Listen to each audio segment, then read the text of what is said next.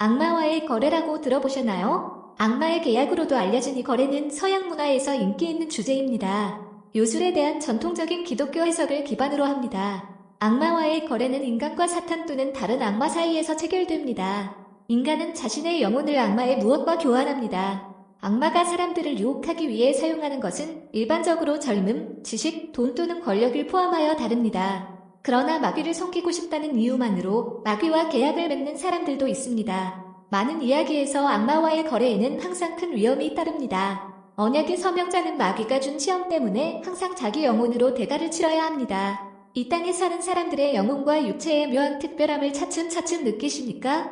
우주에는 인간을 그토록 강탈하려는 세력이 왜 그렇게 많은 것일까요? 오늘은 악마와의 거래에 서명한 몇 가지 사례에 대해 함께 이야기해 보겠습니다. 밥 딜런.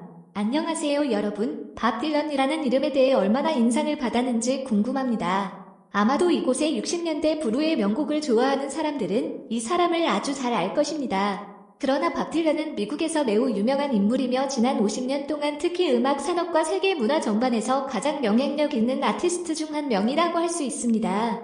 2005년 딜런이 인터뷰에 참가했을 때 그는 사람들이 생각하게 만드는 여러 질문에 대답했습니다.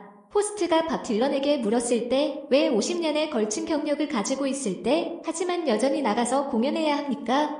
딜런이 어떻게 반응하는지 봅시다. 그것은 그 운명으로 돌아간다. 나는 그것과 오래전에 거래를 했고 나는 나의 끝을 잡고 있다. 당신의 거래는 무엇이었습니까? 지금의 내가 있기 위해 누구와 거래를 했는지 물어봐야 하나?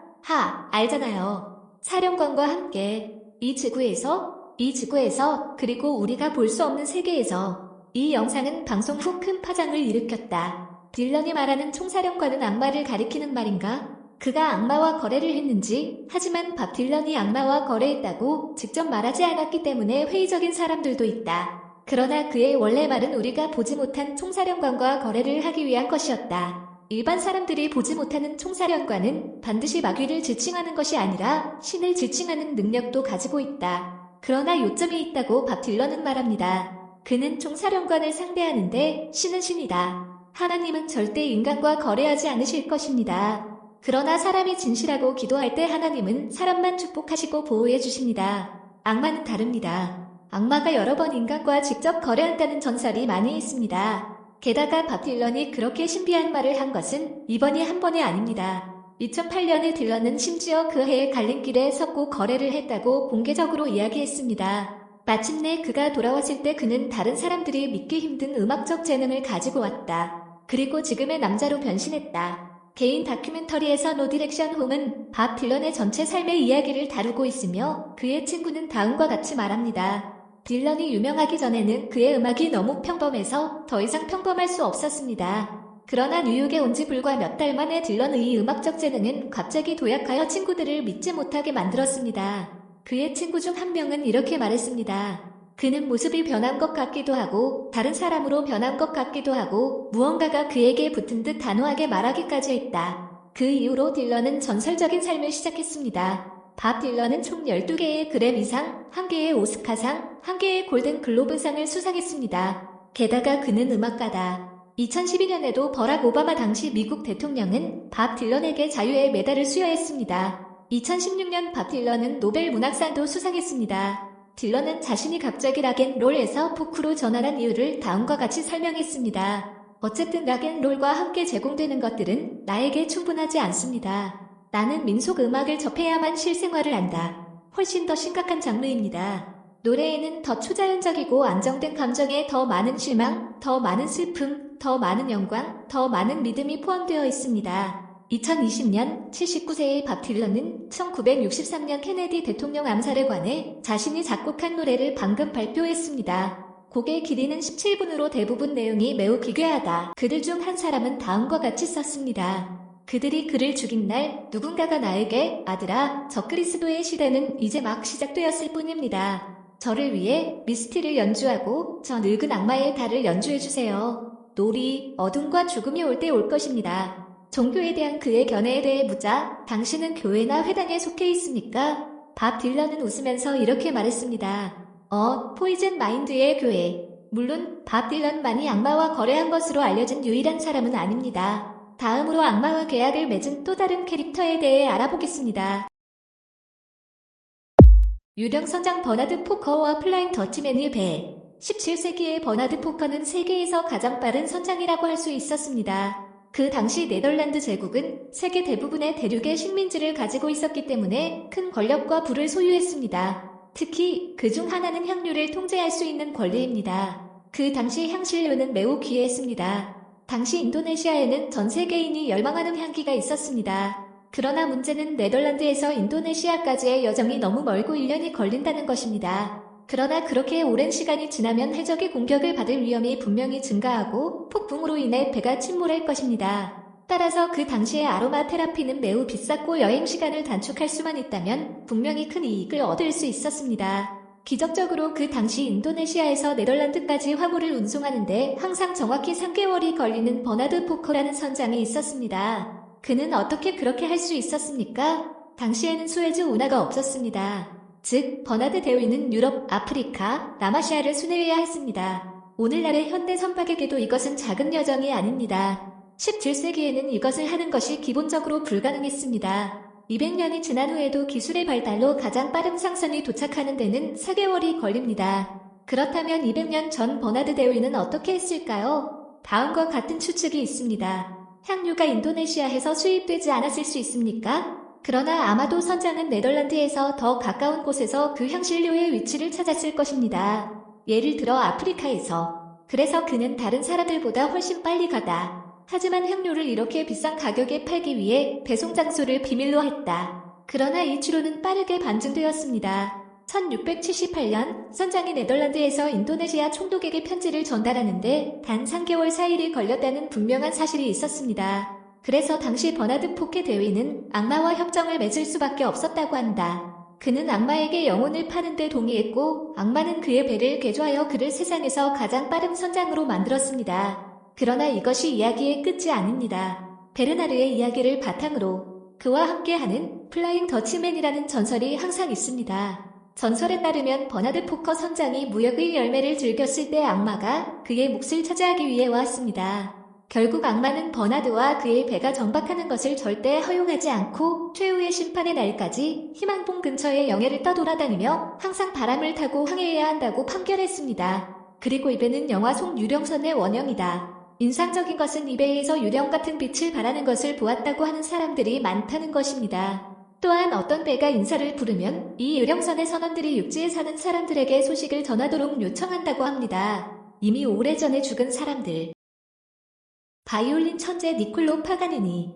또한 마귀와의 거래의 경우에는 완전히 다른 역사적 인물이 존재하는데 그 이유는 다른 대부분이 마귀만을 상대하는 어른들 뿐이기 때문이다. 이 사람은 그가 태어나기 직전에 악마와 계약을 맺었다고 합니다. 유명한 바이올리니스트 페거니니 여수입니다. 파가니니는 이탈리아 제노바에서 태어났다. 그의 부모 중 누구도 정식 음악 교육을 받지 못했습니다. 부부의 직업은 호텔에서 노래를 부르고 손님의 팁으로 생활하는 것입니다. 아마도 이것 때문에 페거니니의 어머니가 임신했을 때 악마와 거래를 시작했다는 전설이 있습니다. 어머니의 목적은 아들이 장래의 훌륭한 예술대가가 되기를 바라는 것입니다. 그리고 바로 그 이후에 일어난 일입니다. 파가니니는 7세부터 바이올린을 배우기 시작했고 10세에는 자신의 음악을 작곡할 수 있었습니다. 13세에 그는 생애 처음으로 대중 앞에서 공연을 마쳤습니다. 가장 좋은 점은 페거니니가 겨우 15살이었을 때 그는 자신보다 더 나은 스승을 찾지 못했기 때문에 다른 사람에게 더 배울 방법도 없었고 자신에게만 의지할 수 있었습니다. 더 발전된 연주 기술을 만들었습니다. 다른 사람들이 수십 년 동안 열심히 일한 것은 성취할 수 없습니다. 파가니니는 겨우 15살이었고 쉽게 얻었습니다. 하지만 파가니니의 재능은 악마와의 거래로 얻었다고만 하기에는 너무 자의적일 것이다. 위키피디아에서 페거니니의 사진을 볼 수 있습니다.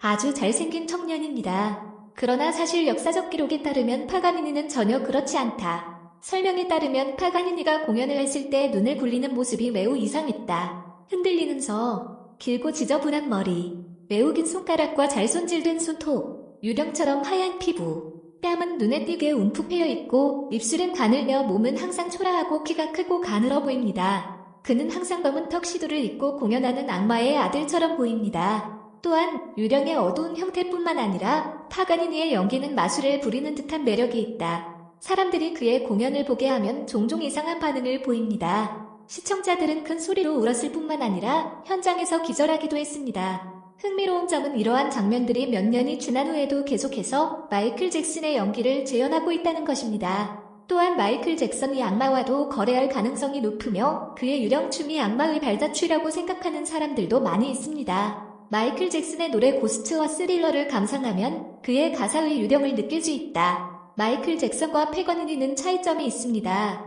패거니니 자신이 반복적으로 자신이 악마와 거래했다고 공개적으로 인정했다는 점입니다. 그리고 자신의 영혼을 악마에게 팔았다고 합니다. 게다가 파가니니가 자신에게 홀린 여자를 살해했다는 전설도 있다. 그런 다음 그는 그녀의 소장을 사용하여 끈을 만들었습니다. 그녀의 영혼이 그의 도구에 갇히게 하십시오. 그런 전설이 이상하게 들릴지 모르지만 그의 특이성과 관련이 있는 것 같습니다.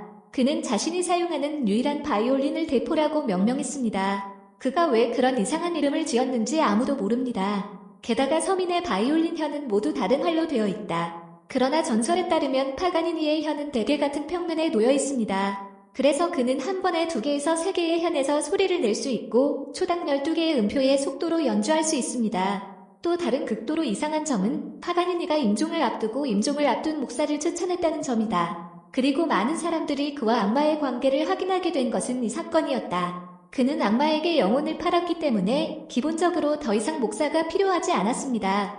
그리고 파가니니의 시신도 매장할 곳이 없어 교회에서 거부당했습니다. 다행히도 그는 다음 세대의 노력으로 수년에 걸쳐 당시 교황 그레고리우스에게 사면을 받아 이탈리아 북부 파르마시에 묻혔다. 파우스트 연금술사. 또한 악마와의 거래에 관해서도 가장 유명한 것은 파우스트의 이야기라고 할 수 있다. 파우스트의 이야기에 관해서는 실제로 꽤 많은 버전이 제공되지만 내용은 기본적으로 동일합니다.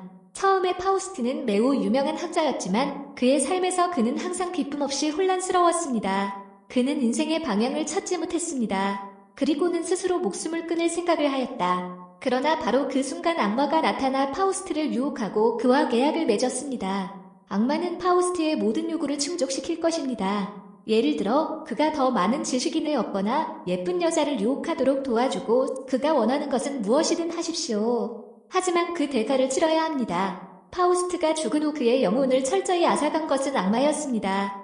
요한 게오르크 파우스트는 1480년에 태어난 것으로 추정되는 독일인으로 1541년에 사망했습니다. 그는 유럽 전역에서 공연을 멈추지 않았습니다. 그는 매우 현명하고 다재다능했으며 연금술, 점성술, 마술, 때로는 모든 질병을 고칠 수 있는 의사까지 알고 있었습니다. 파우스트의 초자연적 현상과 관련된 이야기는 유럽 전역에 퍼졌습니다. 그는 보통 말과 개를 데리고 옵니다. 그리고 이 개는 때때로 그의 하인으로 변신하기도 합니다. 또한 전설에서 그는 진정한 마법의 책을 보관했습니다. 마법의 책에 관해서는 아마도 대부분의 사람들은 책과 영화에서만 해리포터와 같다고 생각할 것입니다. 그러나 역사가 원 데이비스는 수메르 점토판의 서령 문자 등 고대 파피루스 등 실제로 고대 마법책에 대한 기록이 있다고 주장합니다. 파우스트에게 돌아온 악마는 그가 전 세계를 여행하는 것을 도왔습니다. 그는 로마의 교황과 만찬을 하기 위해 콘스탄티노플의 터키 황제를 방문하기 위해 황제 카를 5세와 바이에른 공작을 만나기 위해 갔습니다. 그리고 그는 악마에게 트로이의 헬렌을 불러달라고 요청하기까지 했습니다. 그는 지옥과 천국이 무엇인지 경험했습니다. 그가 지하 세계에 도착했을 때 파우스트는 기억동물, 유황 냄새, 지진, 번개, 불, 그리고 끔찍한 더위를 자신의 눈으로 보았습니다. 왕실을 비롯한 많은 유명인사들이 이곳에서 더위를 앓는 모습도 보였다. 그리고 그가 돌아왔을 때 그는 지옥의 고통을 견딜 수 없다고 확신했습니다. 파우스트가 악마와 19년을 보낸 후 한 남자가 파우스트에게 개종하고 기독교로 개종하도록 설득하려 했습니다. 그러나 포드는 피로 다른 텍스트를 작성하여 악마의 언약을 다시 맹세했습니다. 그는 5년 안에 루시퍼가 자신에 대한 모든 권리를 갖게 될 것이라고 주장합니다. 죽음이 다가오자 그는 자신의 운명에 대해 절망하고 두려워하게 되었습니다. 그는 이미 자신이 맺은 계약을 후회하기 시작했다. 결국 파우스트는 화학 폭발의 형태로 사망했습니다. 그의 시신은 심하게 훼손된 것으로 밝혀졌다. 몸은 납작하게 누워있지만 얼굴은 자꾸 일그러지는 것 같더니 땅에 얼굴을 파묻었다. 그래서 많은 사람들은 이것이 그와 악마 사이의 거래의 끝이라고 생각했습니다.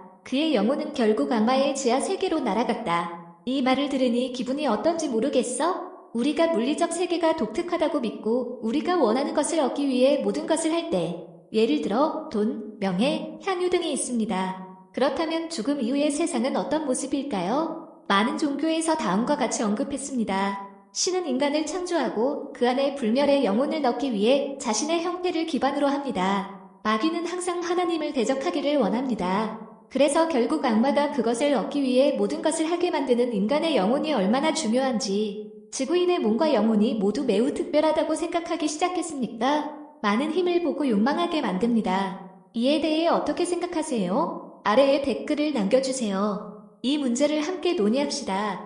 우리의 영상은 여기서 끝입니다. 시간을 내어 후속 조치를 취해주셔서 감사합니다. 안녕히 계세요. 또 만나요.